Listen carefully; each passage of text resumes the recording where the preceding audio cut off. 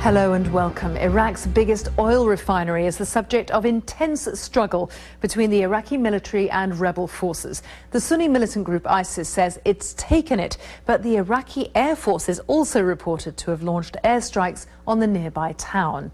The refinery at Beji has been under siege for 10 days now, with militants being pushed back several times. The rebels claim they're now allowing local tribes to oversee the complex, which supplies a third of Iraq's refined fuel. The ISIS-led fighters have been strengthening their positions after taking over key border crossings with Syria and with Jordan, tightening their grip across the north and west of Iraq. And that's been the focus of talks in the city of Erbil today between the US Secretary of State, John Kerry, and Kurdish leaders. Mr. Kerry has promised intense support for Iraqi security forces. But as Fergal Keane reports from Erbil, the government may be facing a challenge that is bigger than ISIS alone. In the shadow of its ancient citadel, Erbil is a haven from the war. And it was here that we met with Sunni fighters who travelled to and from the front line. They very rarely talk to Western media. But these insurgents are confident.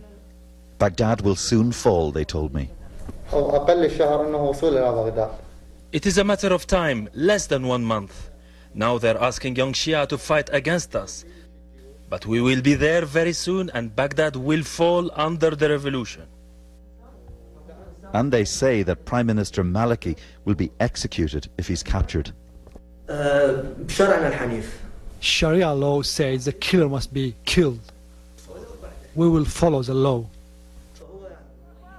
The fighters are from Sunni tribes spurred to radicalism by a government crackdown in their hometown of Fallujah.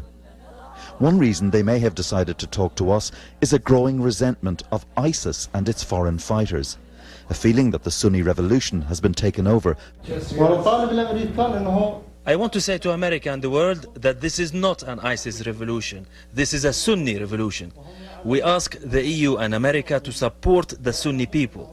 We are not terrorists.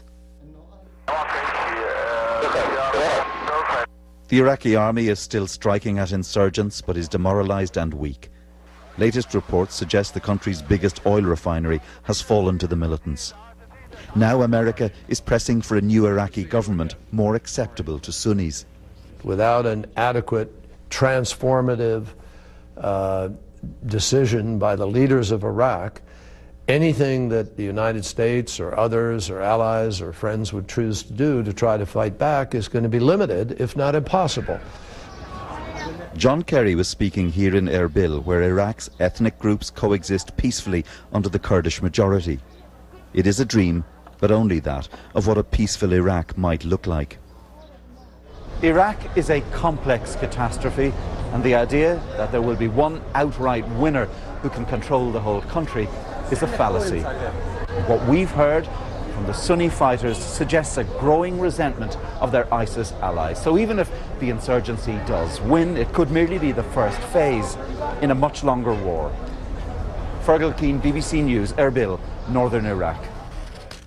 Well, Harlan Ullman of the international think tank The Atlantic Council was the principal author of the military strategy of shock and awe used by the US to help topple Saddam Hussein as Iraqi leader. When I spoke to him a short while ago, he echoed Fergal's point there that this insurgency goes beyond an ISIS rebellion. The interesting issue is that we talk about these militants. It is a mixture of TNT and nitroglycerin. There are various groups that get together because they oppose the Shia-led government.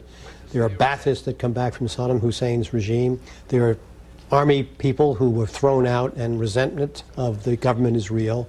And then there are also the tribal Sunnis who want revenge against the government. So you've got this horrible mixture, and it is not coherent. And at some stage, they will turn against the really radical jihadis. Yeah, so do you feel that ISIS may lead this push towards Baghdad, Sure. that they can't hold? Absolutely. Absolutely. And I think this push towards Baghdad is nonsense. I mean, the Iraqi security forces have 900,000. I'm not sure how far they've gone. What they've been able to do with a reportedly small number of troops, maybe 10,000, is to rally the Sunnis who are opposed to the administration. So it's a mass grouping of people.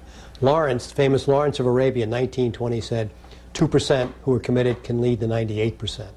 And I think that's a very good formula. You've got 2% of the insurgents, or some small number, who are then rallying the Sunnis, and that becomes the issue. And it becomes exceedingly difficult for the government, which is Shia-led, to deal with this because it's a people revolution and a people's civil war, more than just jihadis trying to take over and establish a new caliphate.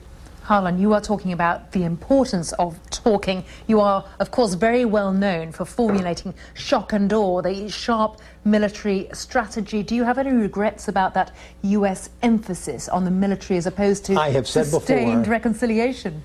When people say shock and awe, they're talking about a slogan and a sound and light show. The shock and awe that we had developed is as far away from the shock and awe that was used very briefly in March of 2003. In fact, I've teased that I'd like to sue the U.S. government for libel and slander.